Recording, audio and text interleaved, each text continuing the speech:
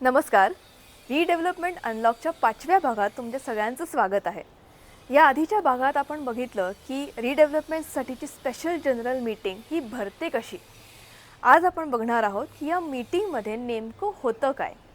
घर बांधायच्या शुभ कार्यात कोणतंही विघ्न येऊ नये यासाठी काही नियम, काही कायदे आणि काही टेक्निकल गोष्टी पाळाव्या लागतात.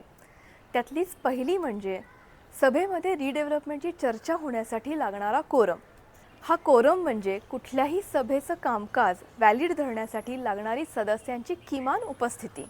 जुन्या नियमानुसार हा कोरम 75% असणं गरजेचं होतं, पण आता नवीन नियमानुसार तो आकडा 66.67 वर आलेला आहे. सभेत जर कोरम पूर्ण झाला नाही तर ती सभा तहकूब होते. सभा तहकूब झाल्यानंतर 7 दिवसांची सूचना देऊन पुढील 1 महिन्यात पुन्हा सभा भरावी लागते.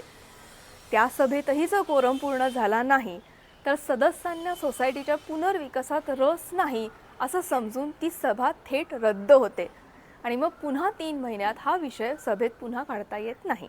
योग्य तेवढे मेंबर्स सभेला हजर असतील तर एकूण संख्येच्या 51% सभासदांनी रिडेव्हलपमेंटसाठी होकार द्यायला हवा, म्हणजेच बहुमत निर्माण होते.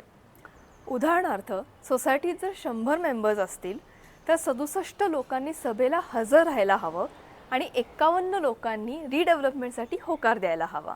सध्या आपण इथेच थांबूया आणि भेटूया रिडेव्हलपमेंट अनलॉकच्या पुढच्या म्हणजे 6व्या भागात. Stay tuned and don't forget to follow us.